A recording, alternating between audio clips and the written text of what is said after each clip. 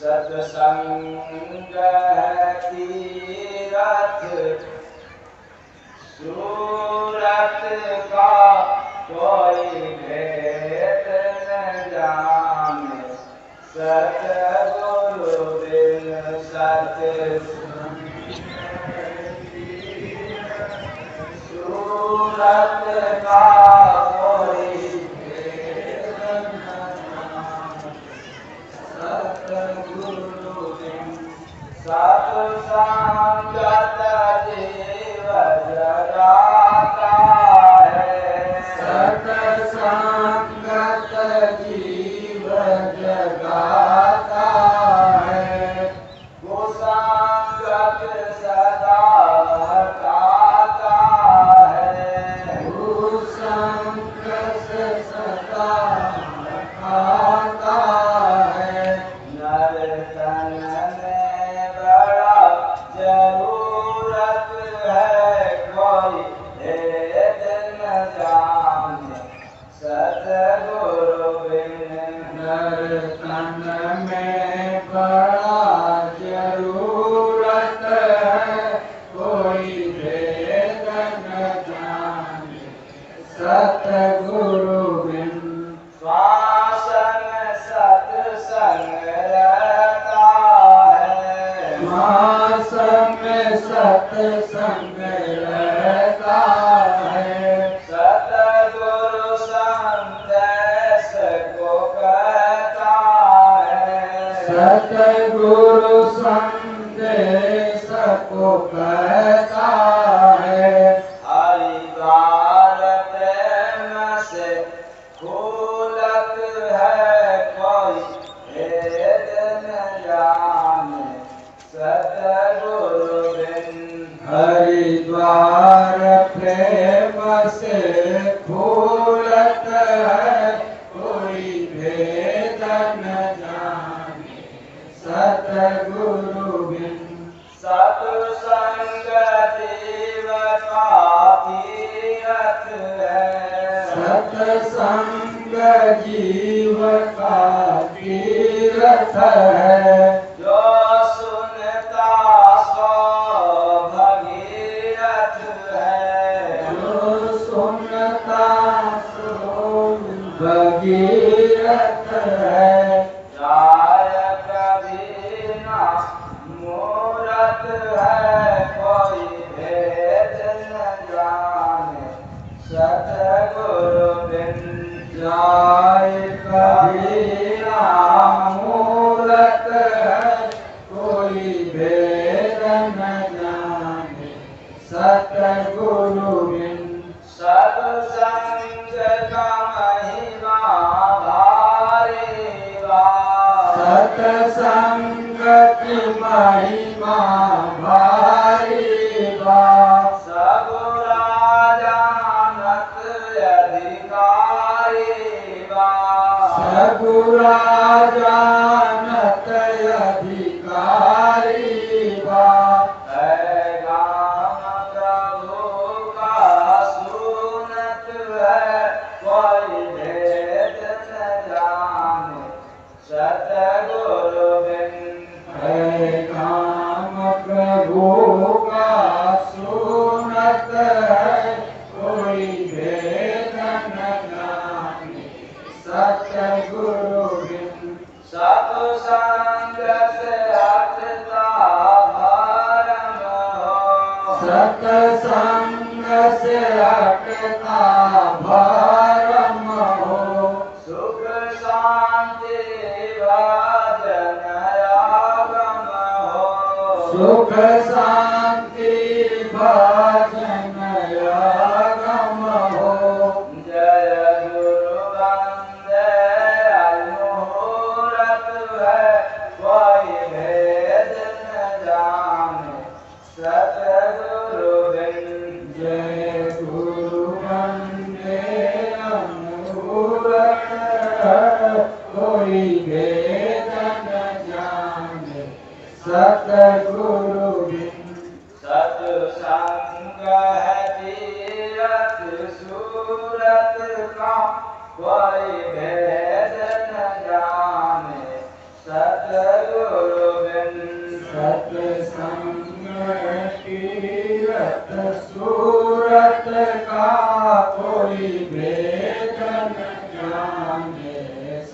सतगुरु बिन साहेब सबका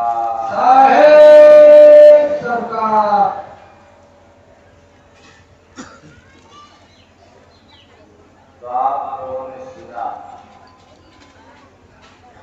सत्संग है विगत सूरत का, जैसा कि कल भजन की शुरुआत सत्संग से हुआ, जिसमें सुबह की वेला में सुनाया गया सत्संग की सरिता बहती है तीरथ तन भीतर रहती है। सत्संग की सरिता बहती है तीरथ तन भीतर रहती है। एक सत्संग की सरिता रहती है, बह रही है, लेकिन कहाँ? बाहर की भीतर भीतर तीरथ तन भीतर। और आप लोग जो स्नान करने के लिए जाते हैं बाहर की भीतर बाहर बाहर। कल मैंने बताया था कि अगर सत्संग पर सत्संग ठीक है, यदि प्रसंग चल गया तो बाहर की सत्संग और भीतर की सत्संग यानी संसार की सत्संग और सत्संग रूपी तीर्थ में कितना अंतर है, क्या अंतर है, ये सब है बताया जाए। तो समय हो गया, थोड़ा थोड़ा आज से देख जाएंगे। दोपहर के समय में इसी से संबंधित था कि लगा संग में तेरे तो संग बिना सत्संग किए, लगा संग में तेरे तो संग बिना सत्संग किए, इसीलिए तो रहता संग बिना सत्संग किए। तो कल रात में कौन सा लय सुनने को मिला? सत्संग में गोता लगावा हो भाई, सत्संग में गोता लगावा, सत्संग में गोता लगावा हो भाई, सत्संग में गोता लगावा। जब दिखता नहीं और कल से आप लोग तीरथ की बात सुन रहे हैं और उसमें गोतारी लगाने की बात, और आज तो मिल गया कि सत्संग है तीरथ सूरत का, कोई भेद न जाने सतगुरु बिन।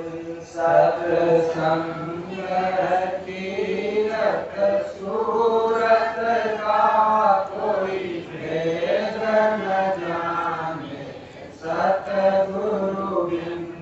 इसका मतलब यह हो गया कि सत्संग एक तीर्थ है, लेकिन ऐसे तीर्थ का भेद बिना संत के कोई बतलाने वाला नहीं है।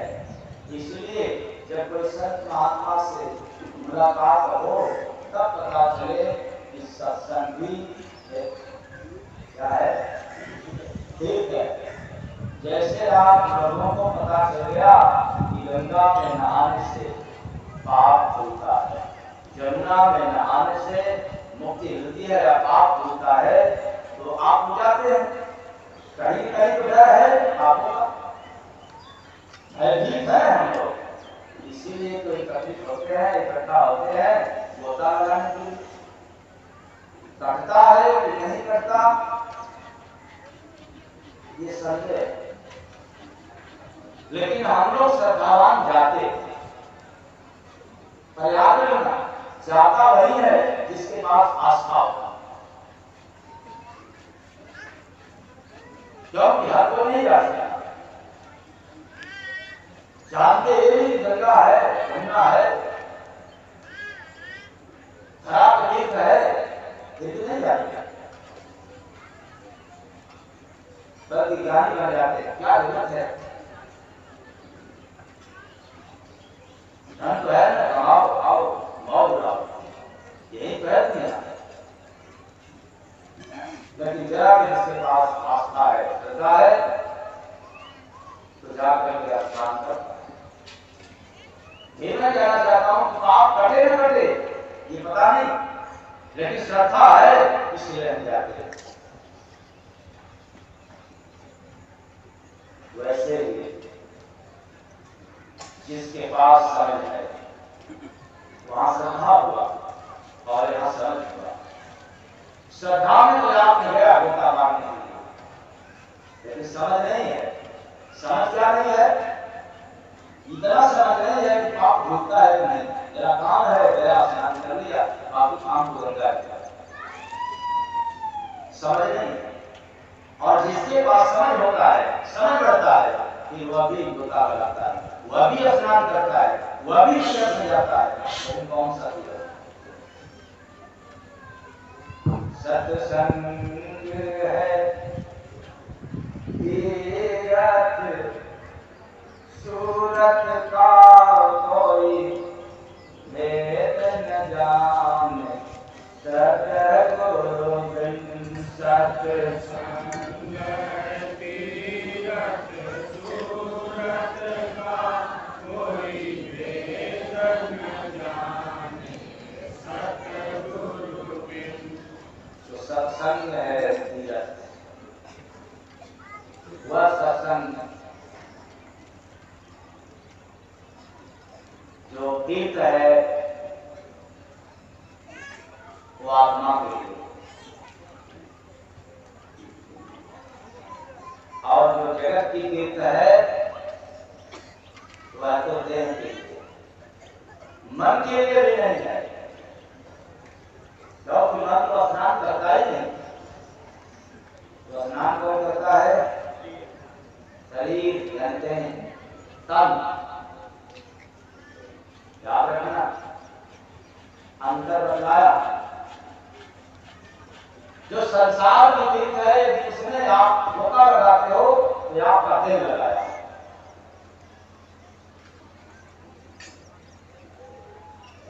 और जो सत्संग की तीर्थ है, यदि इसमें गोता लगाया तो देह नहीं,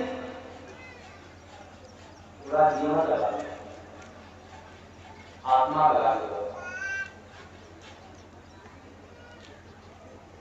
तो याद रखना, पाप शरीर के ऊपर है या जीव के ऊपर?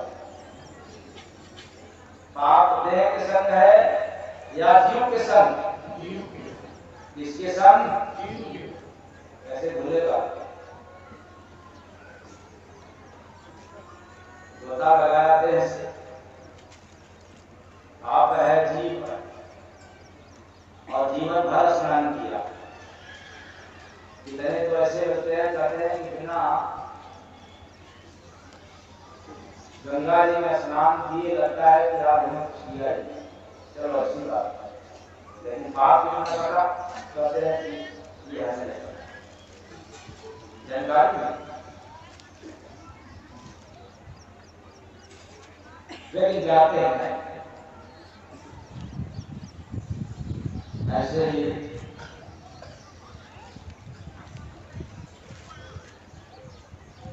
संसार की चार धाम समस्त तीर्थों में जाने के लिए समय निकालते हैं, ऐसे लगता है, वो अच्छी बात है, धर्म है।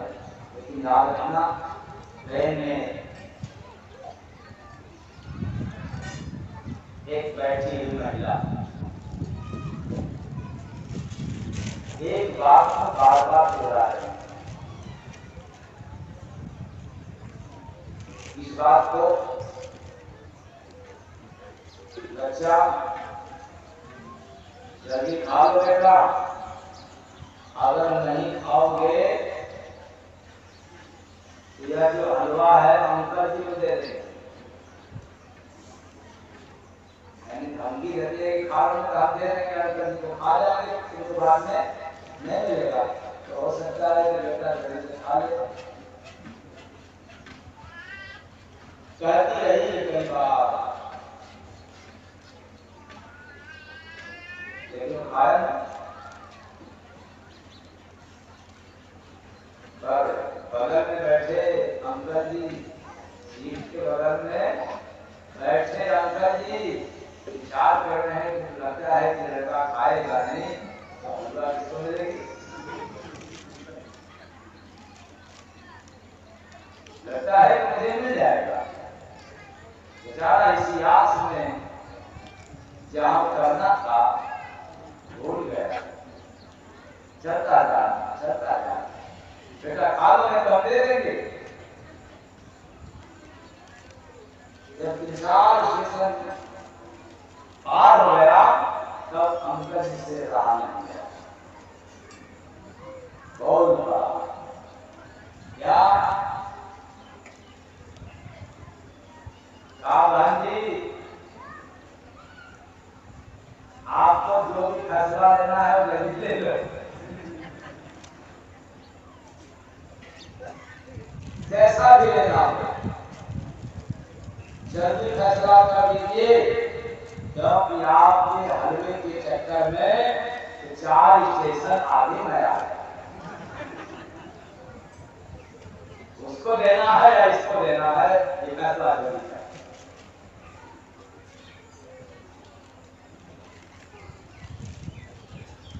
ऐसे ही हम लोग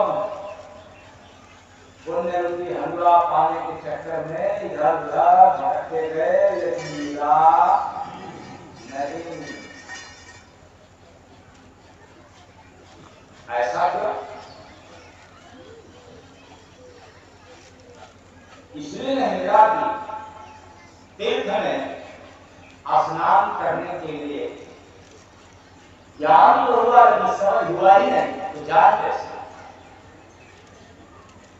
समझ तो बढ़ता है सत्संग सुनने से।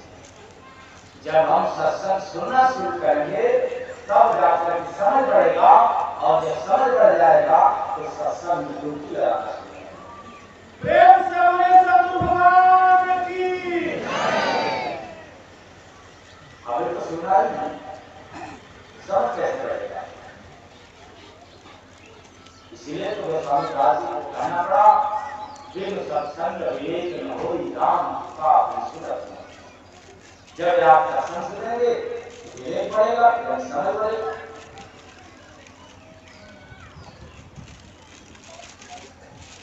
समझदार व्यक्ति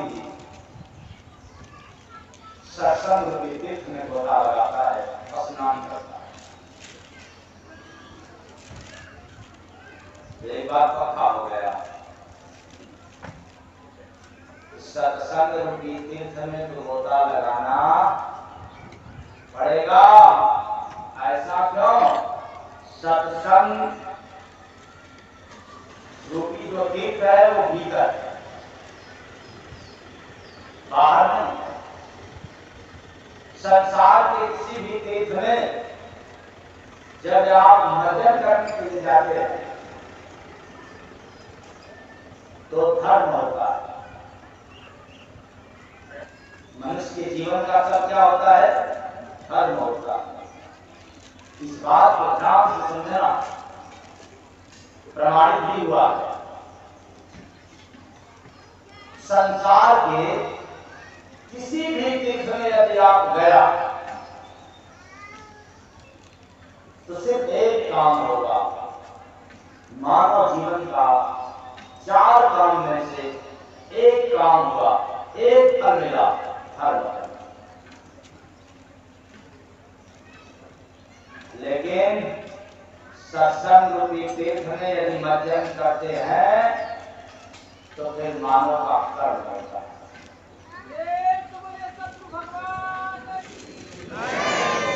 एक तीर्थ में गोता लगाओगे तो धर्म होगा और दूसरे तीर्थ में गोता लगाओगे तो कर्म होगा। और इसको कभी सामने प्रमाणित किया, तीरथ गए कितने फल, एक फल। कबीर ने कहा कि तीरथ गए एक फल, असंत मिले फल। क्या बात। अब हम चलेंगे एक पुराने लंबा सा काम हो सकता है प्रमाण देना पड़े तो मिलेगा, लेकिन अभी नहीं। तीरथ मिले एक फल, संत मिले फल चार, और सदगुरु मिले अनंत फल। कहानी कबीर चार। चाहे आप किसी भी तीर्थ में गोता लगाया तो मात्र एक फल मिला, और मनुष्य जीवन के लिए एक फल नहीं है, चार फल। चार फल है, अर्थ धर्म काम और मोक्ष। सारा जीवन बर्बाद कर दिया, समाप्त कर दिया। तीर्थों में स्नान करने पर केवल एक फल प्राप्त।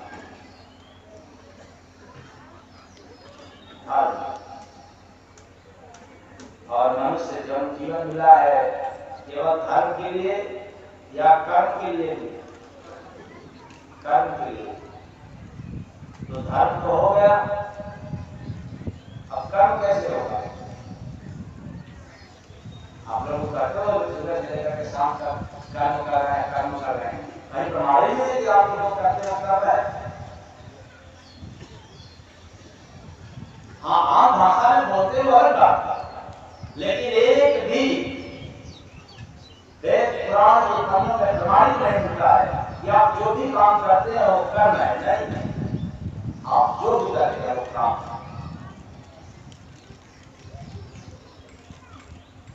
जब धार्मिक वाला काम करते हैं तो धर्म होता है, और आत्मा के लिए जो करते हैं वो कर्म होता है।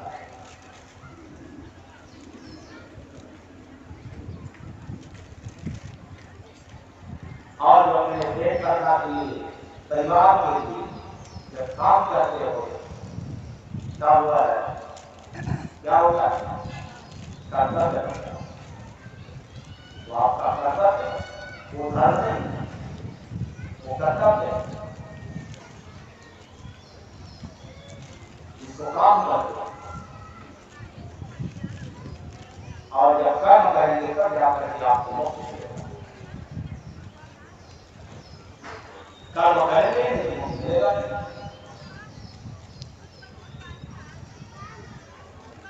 इसलिए संसार के किसी भी तीर्थ स्थल का दर्शन करने के लिए आप जाते हैं तो मानसिक शांति कुछ दिनों के लिए मिलती है। ये अंतर है। किसी भी तीर्थ स्थल का दर्शन करने के लिए जाते हैं तो मानसिक शांति मिलती है कुछ दिनों के लिए, लेकिन सत्संग रूपी तीर्थ का दर्शन करने से वास्तविक शांति जीवन पर्यंत मिलती है। फिर वह शांति को कोई याद नहीं।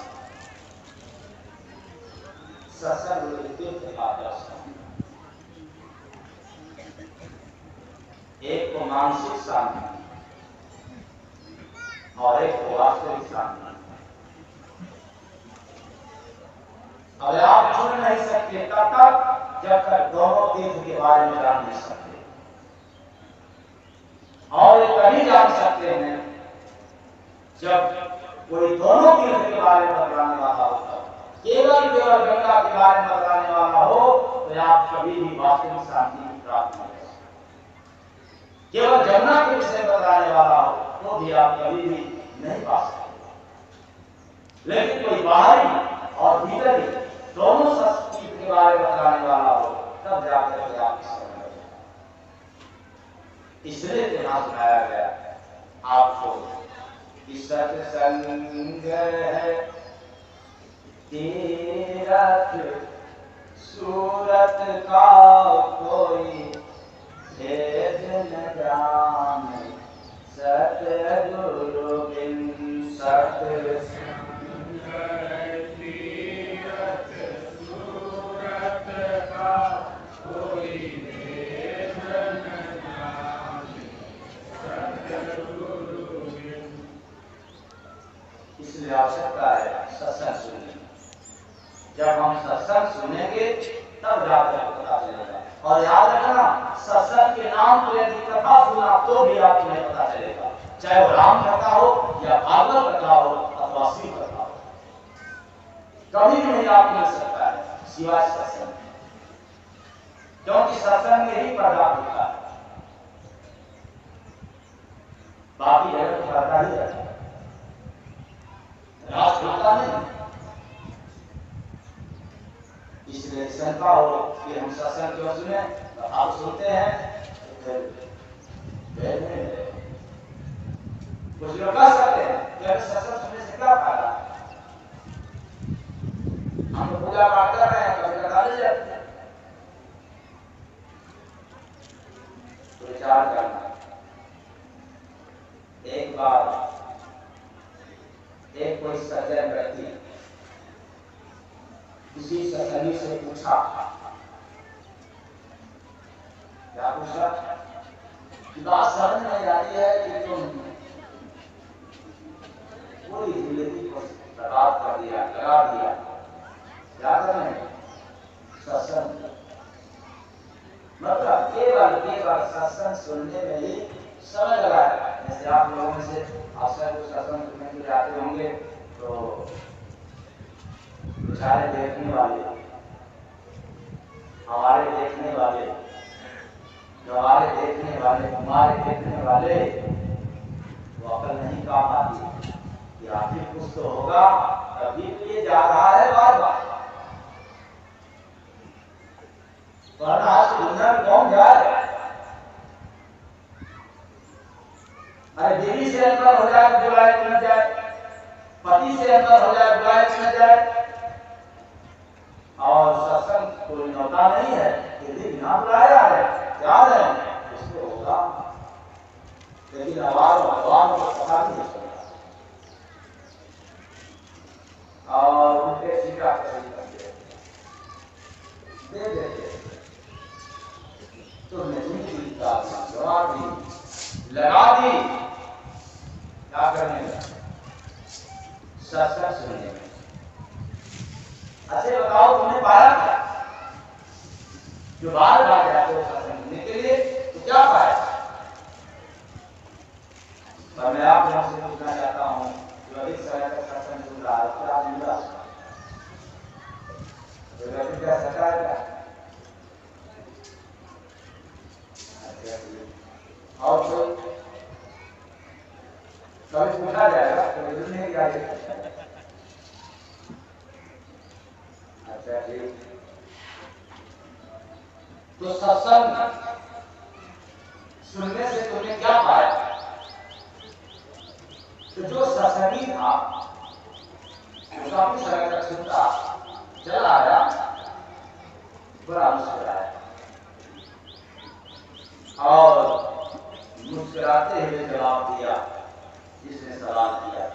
क्या कहा? मैंने क्या पाया ये तो पता नहीं। सत्संग सुनने में अभी तक मैंने क्या पाया ये हमें नहीं पता। सत्संग कह रहा है तब क्या मतलब सत्संग सुनने का, लेकिन कहता है कि मैंने क्या खोया, बहुत कुछ खोया ये जरूर बात है। मैंने पाया क्या ये नहीं पता, लेकिन मैंने खोया ये मुझे पता। प्रेम से बोले सद्गुरु भगवान की। मैंने कुछ खोया जरूर है, पाया नहीं। समाधि, तब ऐसा दर्शन मिलने को जाता है। ये पाया कुछ नहीं और खोया जरूर कह रहे हो, तो फिर सत्संग तुम किसी करता है। बोला क्या है, तो कहता मेरा क्रोध, जो मेरा तनाव रहता था, क्या बात है, जो मेरा घमंड था, पद का, प्रतिष्ठा का, रूप का, जाति का, और जो मेरा लालच था, जो मेरा स्वार्थ था, जो मेरी ईर्ष्या थी, जो संसार में मेरा भटकाव था, ये मन मुटाव था, और जो इच्छाएं थी और मौत का डर था, ये सब मैं खो दिया। बोले सतगुरु भगवान की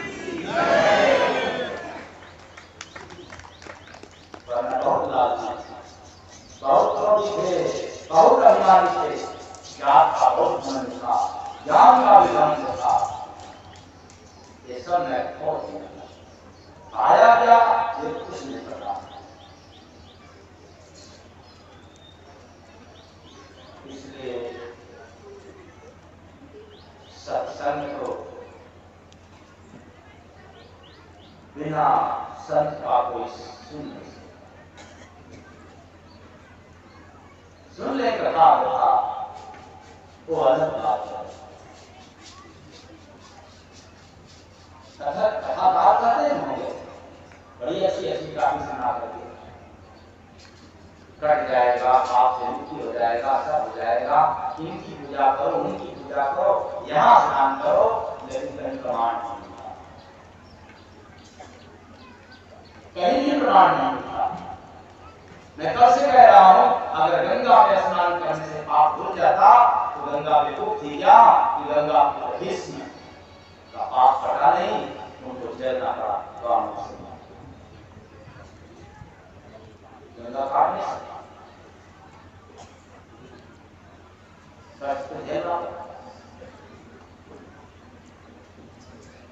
इसको काटने के लिए गंगा की आवश्यकता नहीं है, इसको काटने के लिए सत्संग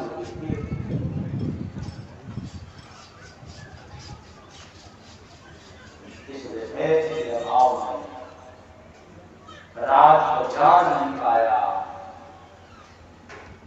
तो प्रीत गंगा से हो गई, लेकिन सत्संग की तीर्थ से तो खराब हुआ। लेकिन जैसे ही ज्ञान से पता चलता है, समझ से पता चलता है कि नहीं ब्राह्मण है, सब बराबर के प्रीत होती है सत्संग से। तो सत्संग है तीरथ। अब आप लोग बताएं, प्रसंग को चलने दें या इसको चेंज कर दें दोपहर में? चेंज कर दे, तो आप लोग बड़ा समझ गया, चलता रहे, क्या बात।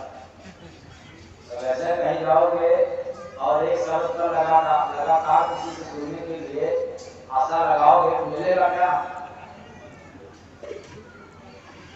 जय गुरु बंदे महाराज की, सच्चे दरबार की। और यहाँ आप लगा दिए हो तो सत्संग पर ही चलता है। तो सत्संग है तीरथ, फिर से मैं कुछ याद होगा, इसका मतलब अभी तक पता नहीं था। इतना उम्र बीत गया, इतना पूजा पाठ करते, इतना तीरथ में गए, ये महसूस हो रहा है कि अभी आपको भीतर वाला पता नहीं था।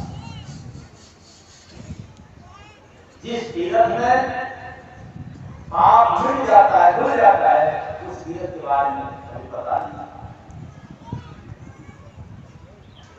मैं फिर एक बात कहना चाहता हूँ, अगर तीर्थों में स्नान करने से पाप समाप्त हो जाता तो मैं समझता हूँ कि धरती पर पाप बहुत कम है। क्यों? कि जितने लोग तीर्थों के पास है, कम से कम उनका तो पाप हो जाता है। लेकिन जितने लोग तो मकान बना करके, जितने लोगों का तो दुकान है तीर्थों के पास, उनका उनका व्यवहार नहीं सुधरा, सारा पाप कैसे कर? उनका व्यवहार नहीं सुधरा। लेकिन है चैतन्य जिसने सत्संग रूपी कीर्तन में गोता लगाया, उसका व्यवहार भी सुधर जाता है और उसका पाप भी सुधर जाता है, जीवन सुधर जाता है। इतना बड़ा अंतर। इसलिए फिर याद हम सत्संग अतीरथ सूरत का कोई भेद न जाने, सतगुरु बिन सत्संग अतीरथ सूरत का कोई भेद न जाने, सतगुरु। इसलिए तो सत्संग के वचनों को ध्यान से सुनना चाहिए, क्यों?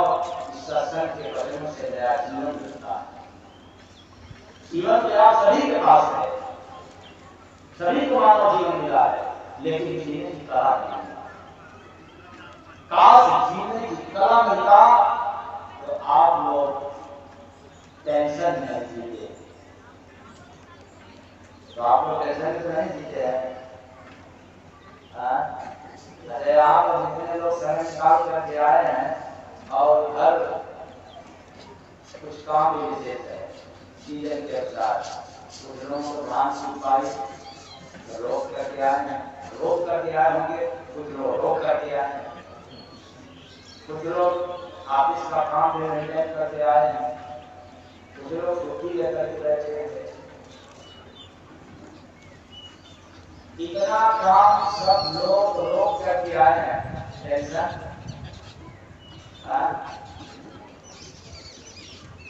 घर में जब रहते हैं वो टेंशन, और यहाँ सत्संग की दर्शन जाए हैं वो टेंशन, दोनों फर्क है। तो फिर टेंशन छूटेगा कैसे? अच्छा मकान में रहने पर नहीं छूट सकता।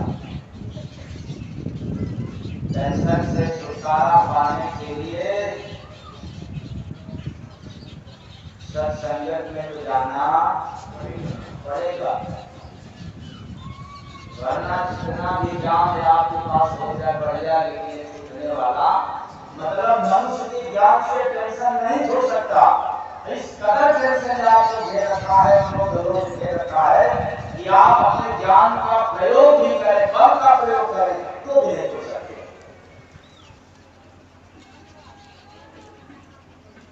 और पल भर में छूट सकते हैं जिस क्षण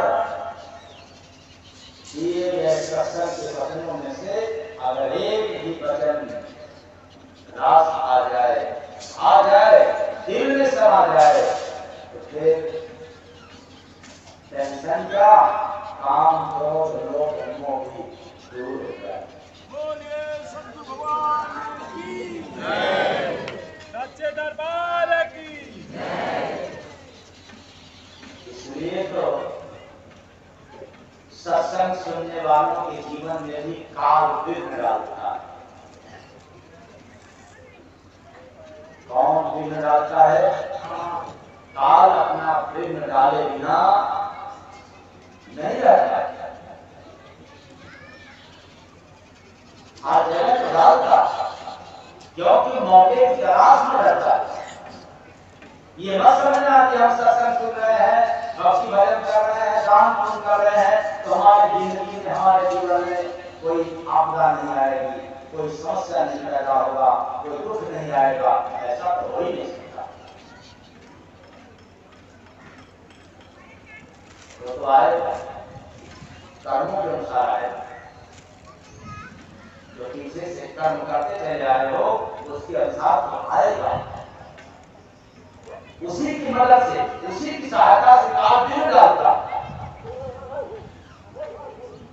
वरना उस मौका कहां मिलेगा? अगर पीछे का कर्म ऐसा रहता तो उसको अवसर नहीं मिलता।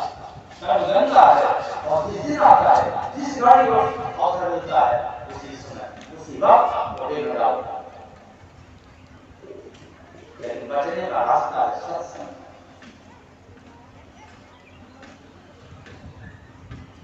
तो डाले बिना रहता है कौन? काल। जब देखता है क्या सत्संग निर्मल और निर्विघ्न हो रहा है, क्या बात, तभी कोई झगड़ा वगैरह के याद करेगा।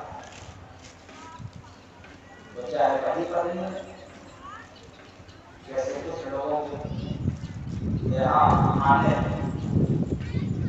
तमाम झगड़ा वगैरह की याद कर दिया होगा उस दिन या उससे पहले या आने के बाद। आने पर जब मोबाइल है पास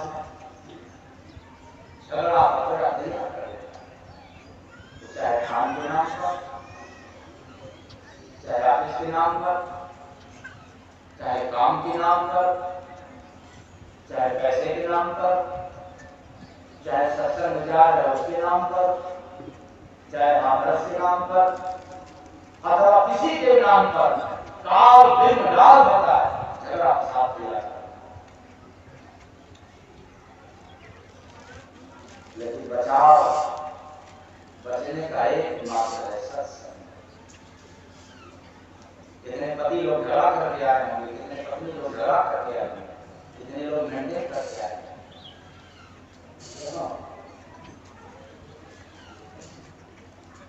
इसका काम ही झगड़ा वगैरह प्राप्त कर लेना। ऐसे ऐसे झगड़े वगैरह आते रहते हैं कि पूछो मत, घर मंगा जाता है, चलो छोड़ो अच्छा नहीं जाएंगे, या आज नहीं जाएंगे, या तो इस बार नहीं जाएंगे, अगली बार।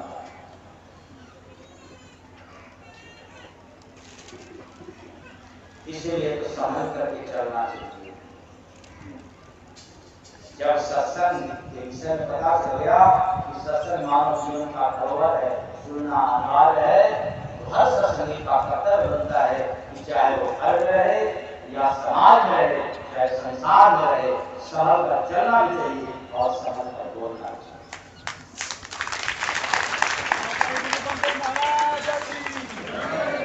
अब पुरानी सोच, पुरानी आदत, पुरानी विचार को बदलना पड़ेगा, संभल कर चलना पड़ेगा, क्योंकि आप सत्संगी हो, सत्संग सुन रहे हो, अगर जरा से भी मौका दोगे आज आपको छोड़ने वाला नहीं है। इतना संभल कर चलो कि किधरों भी तो आप समझ सको सत्संग काम में डालेगा। तो मिल गया, बता दिया आपको बहुत परेशान कर रहा है, तो मिल जाएगा, बता देगा कि परेशान कर रहा है, कोई मिलेगा, रहेगा, चलो उस महात्मा के पास। और मैं कहता हूँ जाओ महात्मा के नाम पर, कहीं से भी कोई भेदभाव नहीं है, जय गुरुदेव महाराज की तरफ से। लेकिन एक बार जरूर याद करके जाना, अगर कोई महात्मा आपको किसी महात्मा के पास जाने से रोकता है तो काल काल तो महात्मा नहीं है, महात्मा का चोला पहना है, जैसे रावण चोला पहन कर गया, साधु का जैसे काल नहीं है कर गया, वैसे उस संसार में खाली साधु है, वो काल कालू है। बंधन लगाता है तो किसी महात्मा के पास नहीं जाना चाहिए, कहीं और कर्म पर नहीं जाना चाहिए, किसी का प्रसाद नहीं लेना चाहिए, कुछ नहीं करना चाहिए, वो असली काल कालू है। नाम भले हमारे लोग का ले, नाम होगा राज नाम करेगा।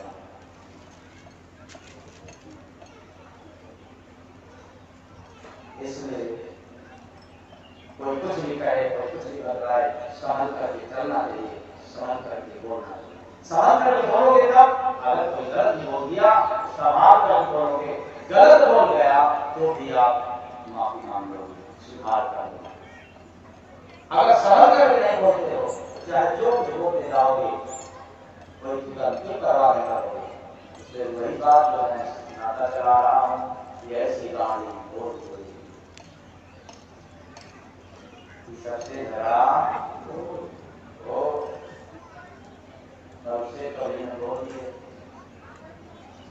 बोले आपसे झगड़ा सहन करके बोलोगे तो पहले तो गलत बोलोगे नहीं, और बोल दिया तो वापस ले लो। सहन करके चलोगे, फिसलोगे नहीं, अगर फिसला भी तो समझ जाओगे। और निडर होकर के चल रहे हो, क्या पता आगे ठोकर है या आगे खाई गिर जाओगे, तो कोई उठाने वाला नहीं होगा। याद रखना, संसार में एक भी व्यक्ति अगर गिर जाए तो कोई उठाने वाला नहीं, तमाशा लेकर के चढ़ जाएंगे लेकिन कोई उठाएगा नहीं, क्योंकि मौका ही नहीं। गिराने की है, डराने की मौका है, किसी को उठाने के लिए मौका नहीं। यह समझ बढ़ता है ज्ञान से, सत्संग से। तो काल दिन का एक न एक दिन खड़ा करोगे, सहन करके चलोगे, तब हरे हरे बकरे को आराम से रोक लोगे, सहन कर लोगे। अगर कोई गाली भी दे रहा है तो मैं दावे के साथ कहता हूं कि सहन करके बोल रहे हो, सहन करके बोल रहे हो, तो मेरे गाली को भी बर्दाश्त करने की क्षमता रखो। प्रेम से बोलिए सद्गुरु भगवान की जय। किसी की जुबान लड़खड़ाती है, बद जुबान कहता कुछ, डरता कुछ हो, फिर वो सहन नहीं कर सकता। ये सारी क्षमता आपके अंदर है। ये मत समझना कि कोई देता है, कोई सच महात्मा देता है, अगर ऐसा कोई कहता है तो बेवकूफ है, बेकार है, या तो महात्मा बेकार है, या तो महात्मा के पास से आने वाले किसान होता है। वो क्षमता परमात्मा ने आपको दे रखा है, बस उसका तो भीतर से दबा क्षमता आपके अंदर है। कोई महात्मा मिल जाता है, वो सत्संग से कुशन को मिटा देता है, फिर क्षमतावान तो है।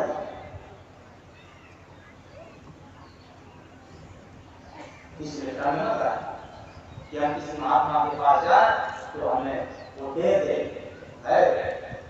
जो तुम मांगने के लिए जा रहे हो तो तुम्हारे पास पहले से परमात्मा ने दे रखा है,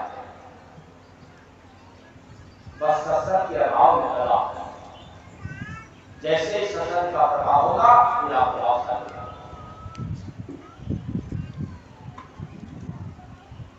सत्संग तीरथ सूरत का कोई भेद न जाने, सतगुरु बिन सत्संग तीरथ सूरत का कोई भेद न जाने, सतगुरु बिन। अंदर की तीरथ का राज संत सदगुरु बताते हैं। क्यों बताते हैं? जो हर दिन भीतर जाते हैं और आते हैं, और आप लोग भीतर जाते ही नहीं, केवल बाहर की सैर, बाहर की यात्रा। कुछ लोगों ने तो याद पाई जाती है कि उनको चलने फिरने वाला काम बताया जाए तो चलते फिरते नहीं करते, और कुछ लोगों को कह दिया जाए, उनको कह दिया जाए भाई बैठ करके काम करो, तो कहेंगे क्या मेरे से बैठने वाला काम तो होता नहीं, कछुआ भी तो चलता है, नहीं पाठ तो सुनो, कुत्ता भी चलता है, घोड़ा भी चलता है, दौड़ता है, लेकिन लोग बैठ नहीं सकते। तो चलना कठिन काम नहीं है, चलना आसान है। हर एक जगह पर आसन लगा करके कुछ देर तक बैठना ये बहुत कठिन है, बहुत कठिन। अधिक देर तक बैठना ये प्रमाणित करता है कि आप रोगी हैं कि भोगी हैं कि निरोगी।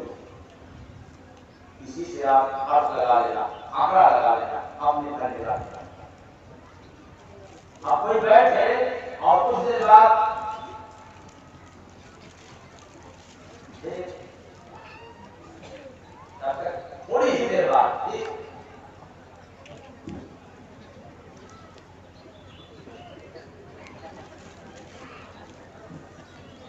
फिर बैठा, अब इससे भी काम नहीं चला।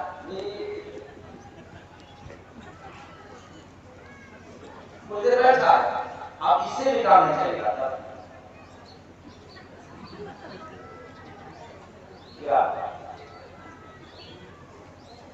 कुछ लोग कहते हैं कि साहब चलता हूं तो बड़ा आराम मिलता है, लेकिन जब बैठता हूं सोता हूं तकलीफ पड़ जाता है।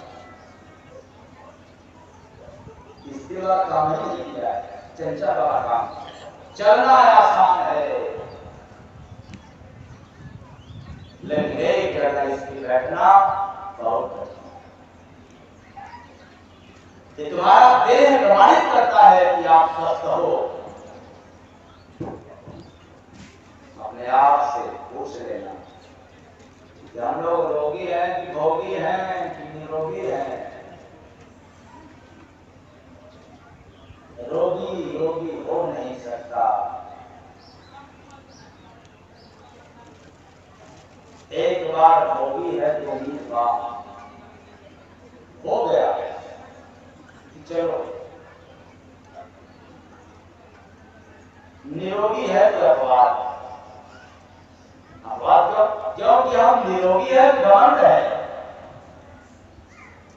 भोगी है तो दुख से पीछा किया हुआ। निरोगी बन जाएंगे। निरोगी को कहते हैं क्या जन्नत।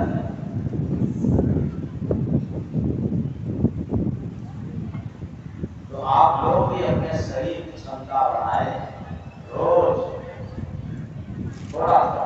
ये नहीं कहता आप ये कहीं नहीं बढ़ाओ, रोज थोड़ा थोड़ा बढ़ाओ। बैठने के लिए पेट भर भोजन मत लो,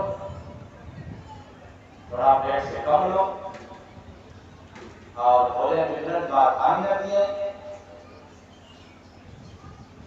कम से कम 15 मिनट, बहुत जरूरी होता नहीं 1 घंटा, उतना टाइम ना हो तो आधा घंटा, लेकिन तुरंत नहीं, शरीर की क्षमता को बढ़ाने के लिए। और जब भी भोजन करो 30-35 मिनट पहले गर्म अथवा नॉर्मल पानी पीकर बढ़िया पड़ेगा। गर्म पानी नहीं है अभाव में तो नॉर्मल पानी, लेकिन फ्रिज का पानी पीना। अगर फ्रिज का पानी पियोगे तो फिर कभी स्वस्थ रहेगा। आपको फ्रिज का पानी, ठंडा पानी पीने का ही शौक है तो कभी मरता है।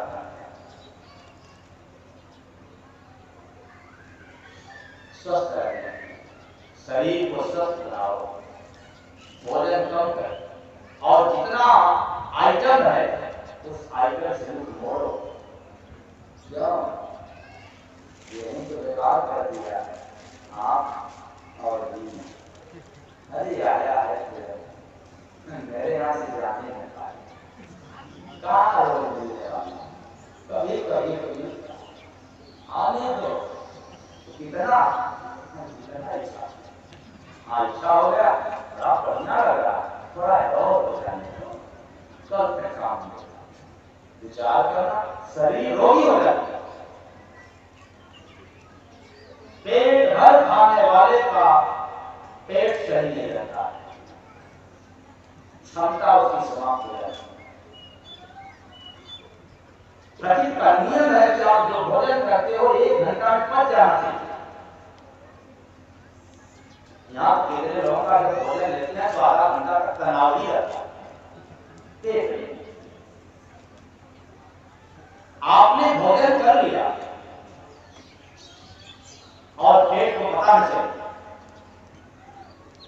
जिसको पता चल गया कि मैं भोजन किया हूं फिर व्यक्ति उसको रोगी होना चाहिए।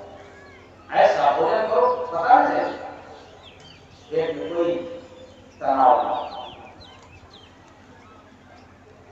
और देर रात तक में भोजन न, बिना प्यास का पानी की मात्रा बढ़ा दो। चटपटा कुरकुरे बर्गर इत्यादि से मुख मोड़ लो, ये तुम्हारे लिए नहीं है, तुम्हारे जीवन को नाश करने वाला भोजन। जैसे शराब नाश करने वाला है, मांस नाश करने वाला है, उसी तरह से ये बादशाह चटपटा नाश करने वाला है। ये बुद्धि को भी नाश करेगा और तुम्हारी सेहत को भी नाश करेगा।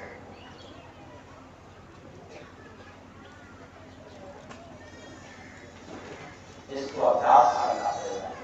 जब आप निरोगी काया बनेगी तब माया से लड़ोगे, और जितने रोगी हैं तो नहीं मर रहे हैं तो फिर काम का वगैरह जरा चिल्ला हुआ क्या घेर पाओगे? ठोकर लगा गिर गया, काम हो सावधान रहना। हो सकता है कि पूरी मिठाई बनी या कुछ सावधानी होगी दुर्घटना घट, दोनों से नहीं होगा, या दुर्घटना घटा या तो बाद में पूरी मिठाई बनी।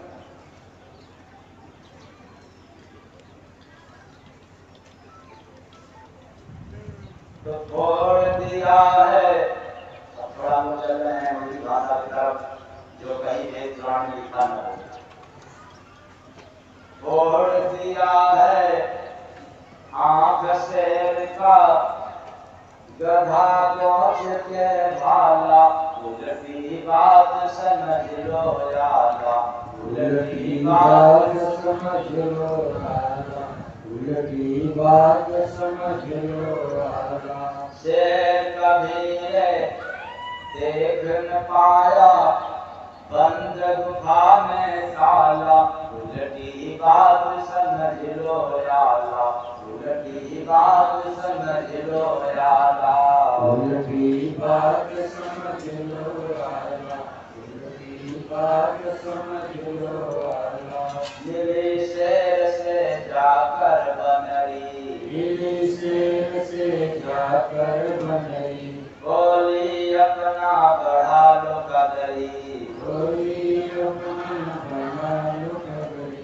फांस लिया है मूस शेर को, जाल उसी में डाला, उल्टी बात समझ लो यारा, उल्टी बात समझ लो यारा, उल्टी बात समझ लो यारा, बात समझ लो यारा। राय दिया जो शेर को सूअर, राय दिया जो शेर को सूअर। सूअर किसको राय दे रहा है? शेर।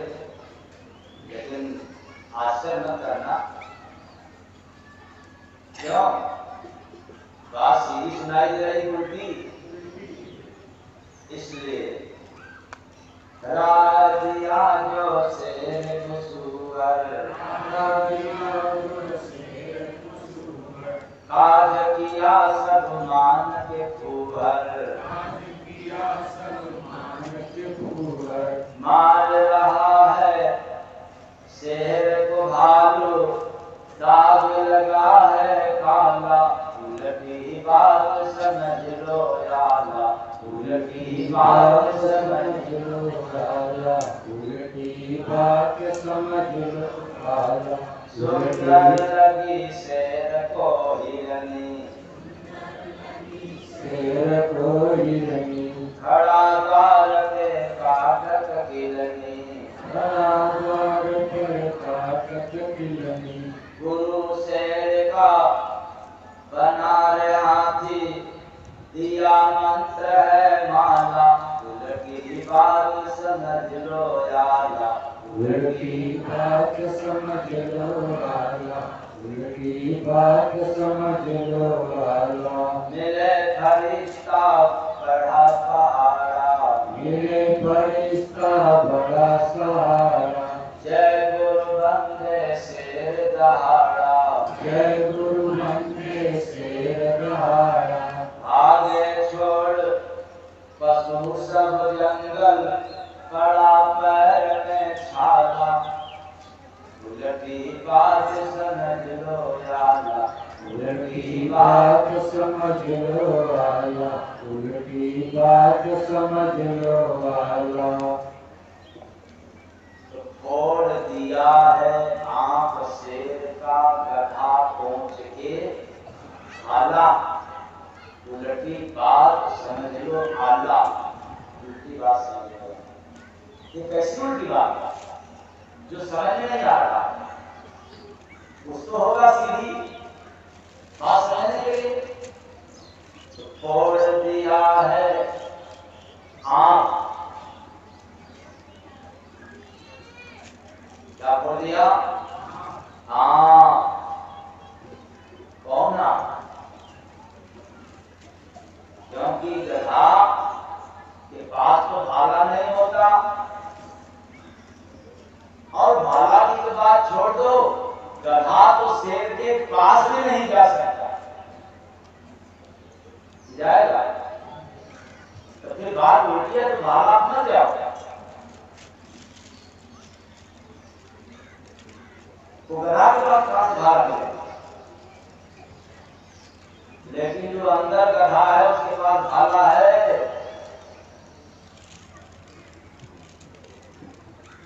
और जब गधा के पास भाला नहीं है तो शेर की जो चौड़े की आंख उसको खोल नहीं सकता। क्यों? जैसे वो चलेगा शेर के पास, वैसे ही शेर काम तमाम कर देगा। किसका? तो भला कैसे बिगाड़ सकता है?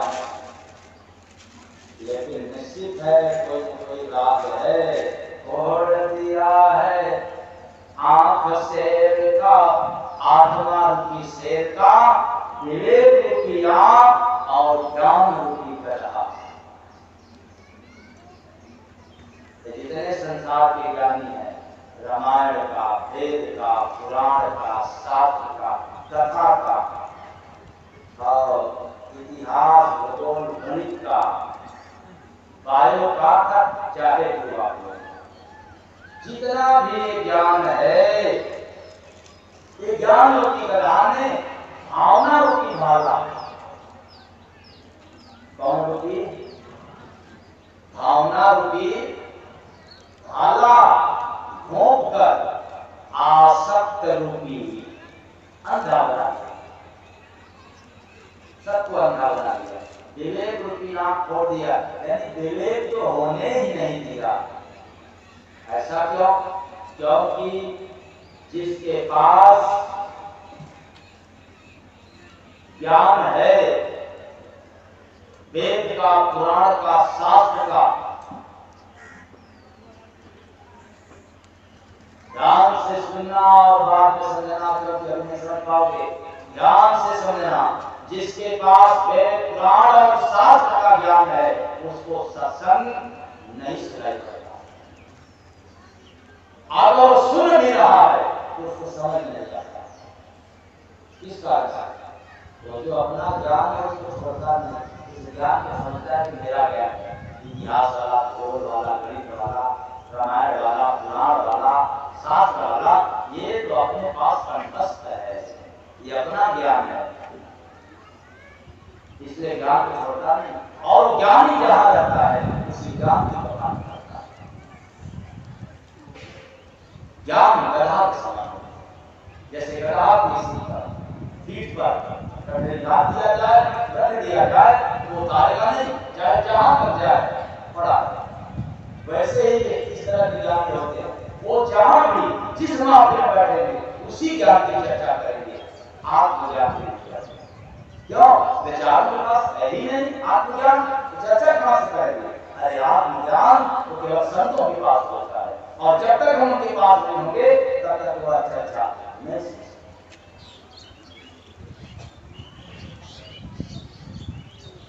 इसलिए ज्ञान की गधा ऐसे ज्ञानियों के पास भाव नहीं होता, भावना होता है। तो कभी राम पर भावना, कभी कृष्ण पर भावना, कभी सीता पर भावना, कभी भोले पर भावना, कभी देवी पर भावना, कभी देवताओं पर भावना, कभी मंदिर पर भावना, कभी मस्जिद पर भावना, कभी तीर्थों पर भावना। उनकी भावना रहती है, भावना ही भावना, उसी भावना को कामना सिखा,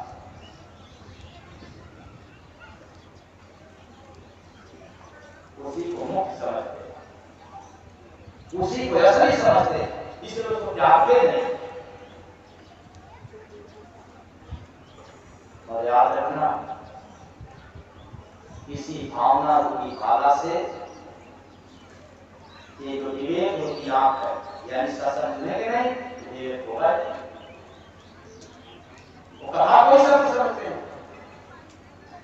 कथा है यथार्थ, किसी कहानी है, लेकिन सत्संग तो आत्मा की कहानी। सुनना है आपको, किसी कहानी सुनना है, आत्मा को सुनना है या किसी और को सुनना है। तो फोड़ दिया है आंख से का, आंख कौन? विवेक। से कौन? आत्मा। से का गधा पहुंच के आला। गधा कौन? जो ज्ञानी। जो ज्ञानी होते हैं वे क्या है? गधा के बराबर। और आला कौन? भावना। इसलिए उल्टी बात है, अगर समझ लिया तो फिर आपको उल्टी नहीं, ये बात आपको सीखा जाता है। तो शेर कबीर देख न पाया, क्या शेर कौन? ये आत्मा रूपी शेर। शेर कबीर देख न पाया, क्या बंद गुफा में काला। बंद गुफा कौन? ऐसे को रूपी गुफा में जो विचार की ताला लगा हुआ, जो अपने पास ज्ञान है वही तो ताला है। कुछ लोग कहते हैं कि ज्ञान रूपी चाबी। कुछ फकीरों ने फरमाया अपने जमाने में, अपने समय में, चलो अच्छी बात है, महात्माओं की वाणी कभी गलत नहीं हो सकती, झूठ न हो उस बात में। अपने जमाने में कहा था सही है, लेकिन क्या बात सही वही है? इसके भी क्या है?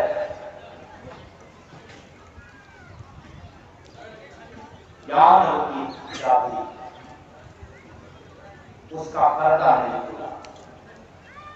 तो हम लोगों ने समझ कर गया, पर्दा न खुलने से और भी महात्माओं की वाणी मुहर लग गई। रामायण वेद पुराण का ज्ञान हो गया तो ये चाबी हो गई नहीं। हमारे गुरु महाराज ने इसका स्पष्टीकरण किया कि ज्ञान रूपी ताला में अज्ञानता रूपी चाबी। जो आप लोगों के पास ज्ञान है यही ताला है, अभी चाबी नहीं है, अभी ताला होगा। और जहां ज्ञान है उसी जगह ज्ञानता होगा, उसी अज्ञानता से चाबी लगती है, लाख होगा। अब ये खुलेगा कैसे? आत्मज्ञान। किससे खुलेगा? आत्मज्ञान रूपी चाबी से खुलेगा।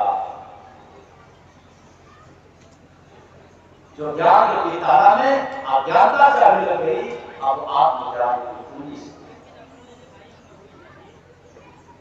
इसलिए तो चाबी किसके पास है? ज्ञानियों के पास है या आत्मज्ञानियों के पास? आत्मज्ञानी। आत्मज्ञानी। तो भूल करके भी ज्ञानियों के पास न जाना जो ज्ञान दे रहा हो संसार में। चलो ऐसे लोगों के पास जाए, ज्ञान मिल जाए, ज्ञान मिले तो आपके भी पास ज्ञान है। तलाश ऐसे लोग की करना जहां आत्मज्ञान मिले, जब वहां ताला खुलेगा। अब हमें याद नहीं है कि ये धार्मिक गीत में है कि हिंदी में है कि कौन है, खुल जाए बंद है कल का हिंदी इसमें हिंदी है। आगे कौन बना सवाल?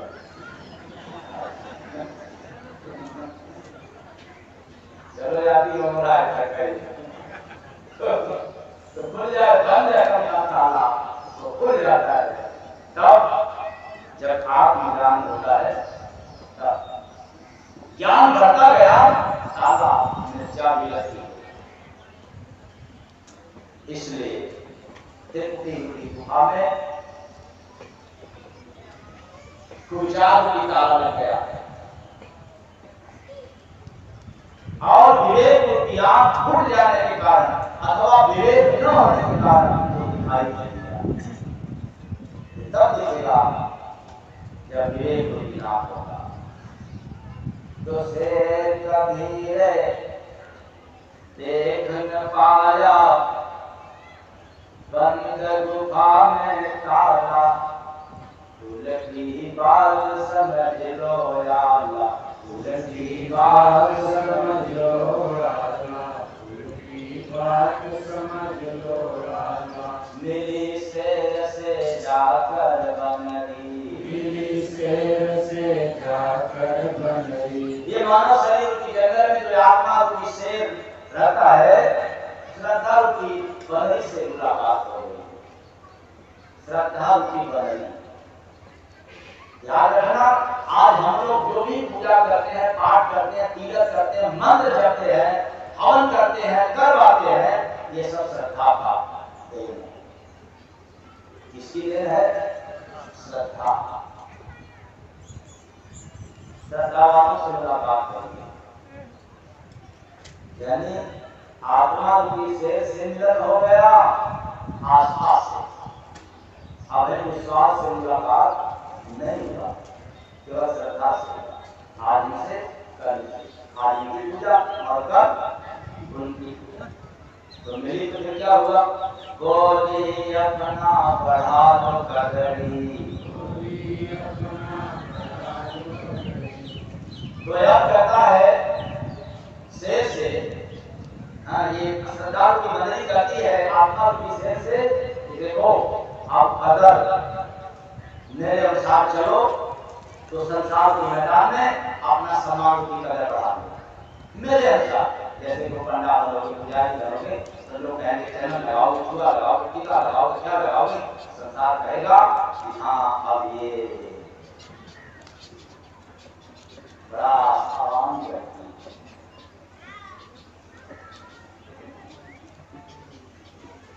राम बगल में श्रद्धा कहती है कि तुम वेशभूषा बदल लो। श्रद्धा कहती है कि मेरे अनुसार तुम पूजा पाठ करो, मेरे अनुसार संसार में चलो, तो तेरा कदर बढ़ जाएगा। इसलिए आज जितने पंडा पुजारी हैं, उनका कदर अगर बढ़ा है तो विश्वास के साथ नहीं, आस्था।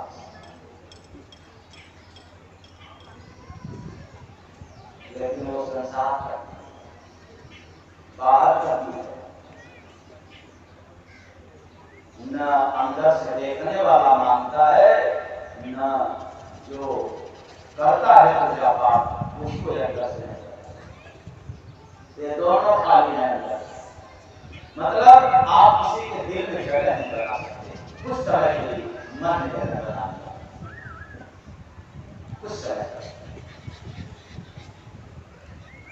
तो फांस लिया है मूस शेर को, जाल उसी ने डाला, उलटी बात समझ लो राम, उलटी बात समझ लो, उलटी बात समझ लो राम। तो श्रद्धा की बदली यानी श्रद्धा कहती है कि देखो ये तुम पूजा पाठ ये सब नहीं करोगे, ड्रेस नहीं बदलोगे, तो फिर तुम्हें कोई पूछने वाला नहीं होगा। तुम्हें संसार पूछे जाने, इसलिए ड्रेस जरूर बना लेना। हाँ, फेस चाहे जैसा इससे कोई लेना देना नहीं। इसलिए तो आप लोग गाड़ियों को जब देखते हो तो दुनिया से करते हो, कौन लगी बाबा राम, बाबा बंदगी हो, बाबा सीताराम, काल में भी हनुमान जी को लेकर काल राम राम राम राम। भेषधारी था, तत्वधारी नहीं था, भेषधारी। तो हम लोग दूर से ही पहचान जाते हैं और समझ बैठते हैं कि ये बाबा बहुत पहुंचा हुआ है। इतना पहुंचा हुआ है कि लगता है जितना उसका लट बड़ा है उतना पहुंचा। और याद कर लेना इस बाबा का बड़ा है, समझ लेना वो सारा। जय गुरु वंदे महाराज की जय।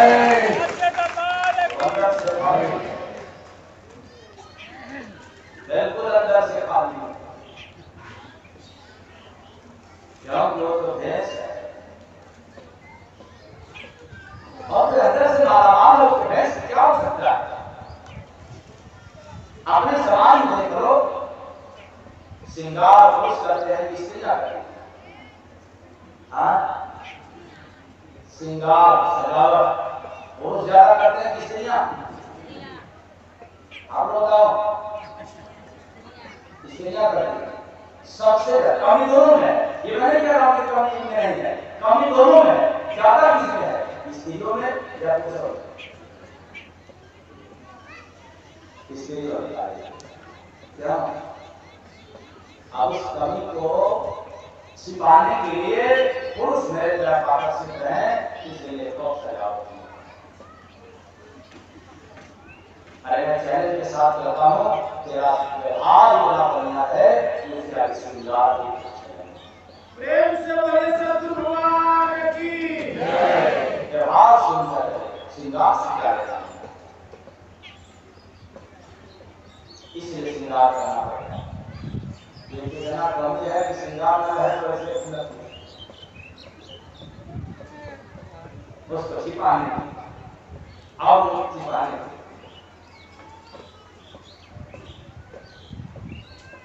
हाँ, जिनको समझ में आए तो बाद में वैसे बात नहीं कर सकते हैं तो भी कोई बात नहीं है, उत्तर तो मिल ही जाता है। सत्संग के आप लोग बैठे हो, 3 दिन सुनोगे, आज जो सुनने का आपको भ्रम पैदा होगा, हो सकता है आज न मिले, लेकिन कल का जरूर बात जाएगा। पूछने की आवश्यकता नहीं पड़ेगी, लेकिन आप पूछ सकते हो उसकी बात भी। कोई भी सुनने में आपकी शंका पैदा होगा। जो साधु सजावट करता है, श्रृंगार करता है, उसके अंदर ऐब है, कमी है। उस कमी को छुपाने के लिए इसके पास तो कमी है, उसको क्या जरूरत है? वो तो है। इसलिए फांस लिया है मूस शेर को। अगर आप लोगों को दर्द पहुंचता हो दिल में तो फिर ये सब बातें न कहें, तो थोड़ा थोड़ा मोटा मोटा समझा के निकल जाए तो क्या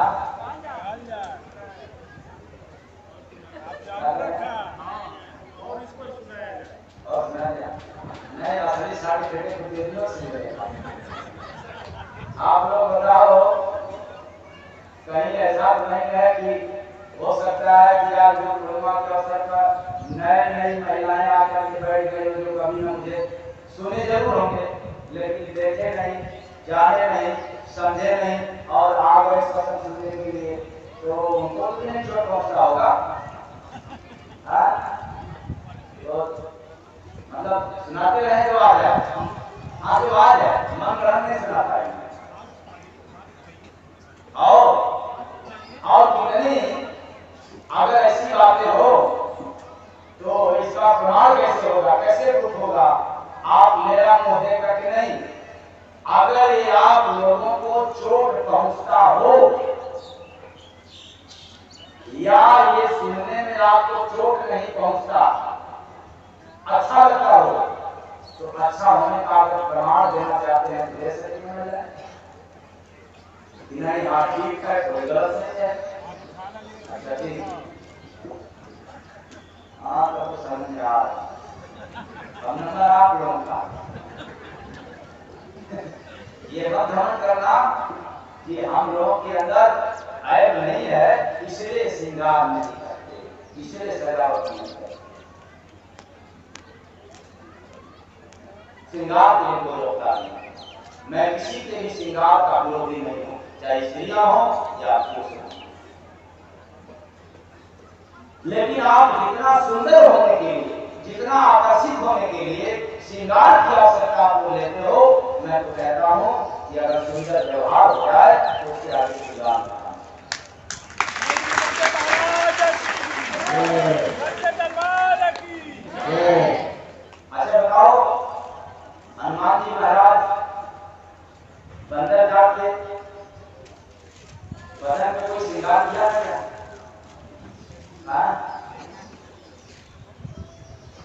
श्रृंगार नहीं हुआ, फिर भी राम जी का काम कर गए, अमर हो गए।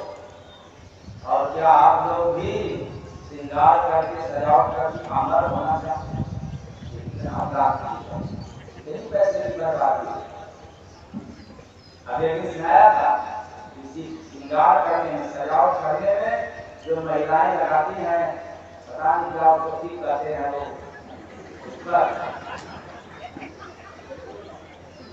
निराश नहीं जाते।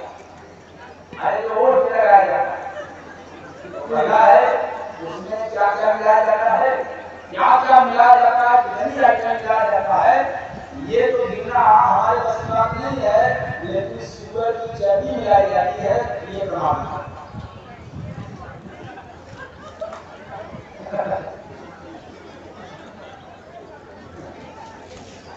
बिगाड़ देता है वो। अगर वोट की लालिमा चाहते हो तो कुछ काम करो, टेंशन मत करो। लाख कोई जोड़े, लाख नुकसानो, टेंशन मत करो, लड़ाई रहेगी, लाला तो रहेगी। अगर ये आप नहीं कर सकते हो तो कोई बात नहीं, रात में सोते हो तो कभी 10 दिन 20 दिन महीना एक भी लगाया ना, कभी एक 10 दिन या महीना नारियल का तेल लगाया, फिर कभी 10-20 दिन या महीना शुद्ध सरसों का तेल लगाया, नाभि में लगा कर सो जाया करो, आदत बनाओ, वो भी रात में। तो फिर इतना पैसे बर्बाद करने की जरूरत, अरे उस पैसे को बचा करके अपने घर में, अगर देवरान गरीब है, जेठान गरीब हो या ननद चाहे भौजाई गरीब हो, उसमें लगा दो, ये आपकी सेवा है।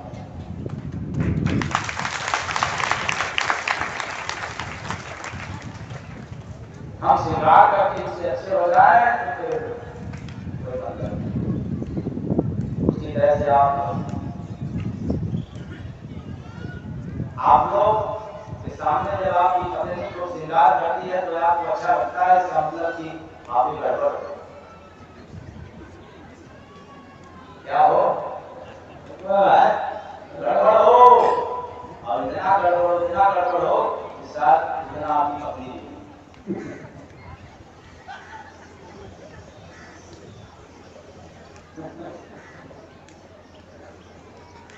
अच्छा बताया किसी का पक्ष ले रहा हूं क्या?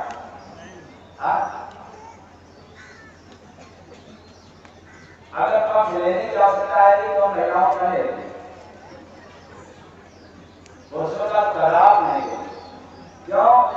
अगर आपका पक्ष ले लिया तो फिर आप घर में जीने नहीं थे। एक खुदे बेचारी लगा यहाँ सुनकर जाओगे तो घर में प्रवचन चालू कर दो, तो आपका प्रवचन न होने पाए, इसलिए मैं कह रहा हूं कि आप भी कम नहीं हो। जब आप पत्नी को सजावट करें, श्रृंगार करें, तो उसको आप ज्ञान नहीं देते हो, उसको आप समझाते नहीं हो,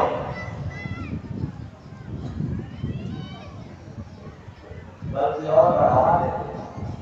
हाँ, इतना श्रृंगार करे, इतना सजावट करे कि अब घर में नहीं, अब एक बाजार में भी जाए तो सब श्रृंगार के साथ। क्या महिलाओं के लिए किसी वेद का शास्त्र में लिखा हुआ है कि श्रृंगार करके बाजार जाने के लिए, श्रृंगार करके मेला में घूमने के लिए है? कहीं है? किसी को मालूम है क्या? अच्छा, आप नाम मालूम है क्या? इतना बड़ा कैसे गया? पैसा कौन दिया? पैसा देने वाले कौन? अच्छा, बात बड़ी चली जाएगी। तो छोड़ दिया है आंख शहर का, गधा पहुंच के भाला, उलटी बात समझ लो लाला, उलटी बात समझ लो लाला, उलटी बात समझ लो लाला। तो फांस लिया है मूस शेर को जाल उसी ने डाला, उलटी बात समझ लो यारा, उलटी बात समझ लो यारा, उलटी बात समझ लो यारा। तो जब आत्मा रूपी से श्रद्धालु की बदली की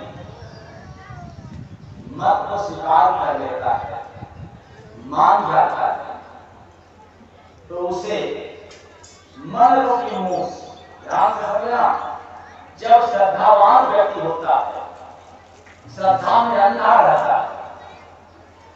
एक पर्दा मैं और चल रहा हूं खास तौर से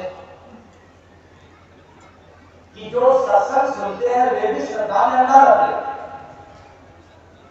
जब तक श्रद्धा रहेगा तब तक आप अंधा बने रहोगे। वो चाहे मंदिर में बैठे रहो, तीर्थ में डुबकी लगाए रहो, मंत्र का उच्चार करते रहो या सत्संग स्थल में बैठे रहो, श्रद्धा जब तक पीछा की रहेगी तब तक आप अंधे रहोगे। तो श्रद्धा में कोई अंधा इतने हो जाते हैं कि आप लोगों को देखने को मिलता होगा कि जब गाड़ी से हम उतरते हैं और जो श्रद्धावान होते हैं वे अगर दंडवत भी करते हैं तो पूरा आगे एकदम रास्ता जाम, मेरा भी जाम औरों का भी जाम। देखते नहीं आप लोग? ये विश्वास वाले नहीं है।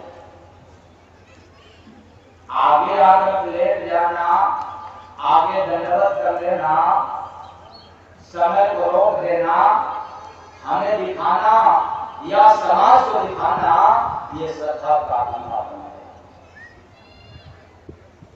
चाहता हो कोई महात्मा उसके सामने आप दंडवत करो, कोई बात नहीं है, लेकिन जय गोविंद महाराज को आवश्यकता नहीं है।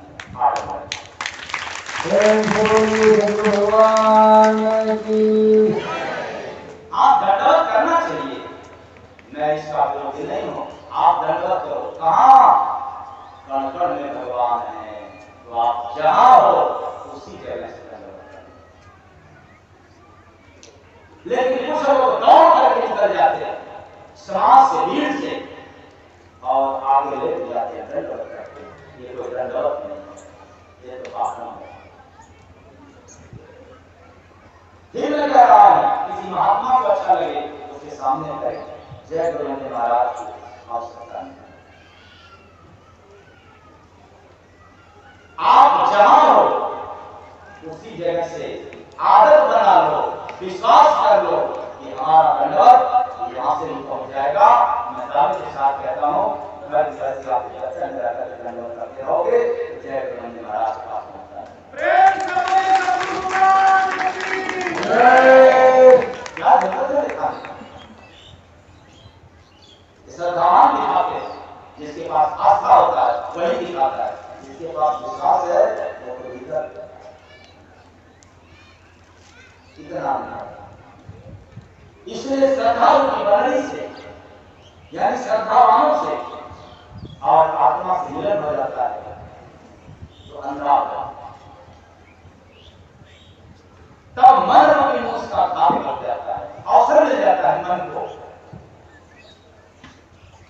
श्रद्धावानों के पास मन चंचल होता है और विश्वास पात्र वालों के पास मन स्थिर हो जाता है।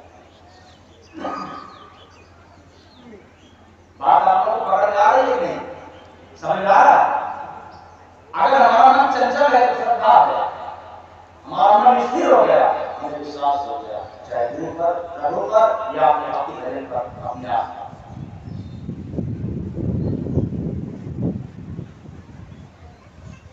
मन को हाथ मान गया, यह मन रूपी मोह ने पाखंड रूपी जाल बिछा दिया, आडंबर भोग रूपी जाल बिछा दिया। अब भोग वाला काम कर, प्रदर्शन वाला काम कर, दिखाने वाला काम कर, भीतर वाला काम कर। बताइए भीतर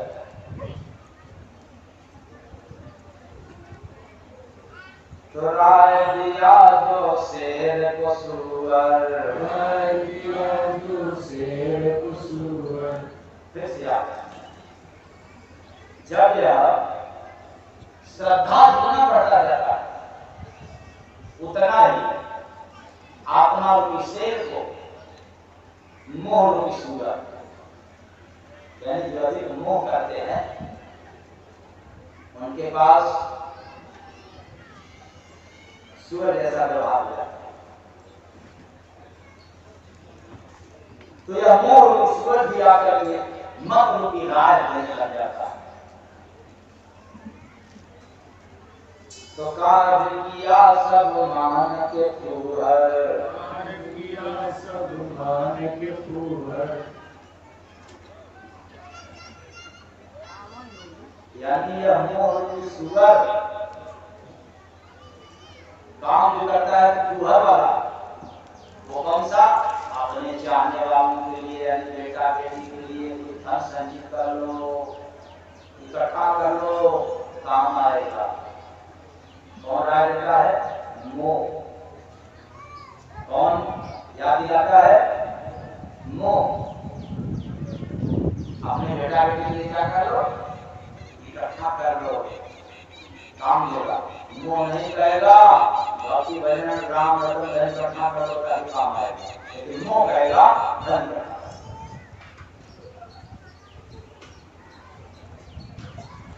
इसलिए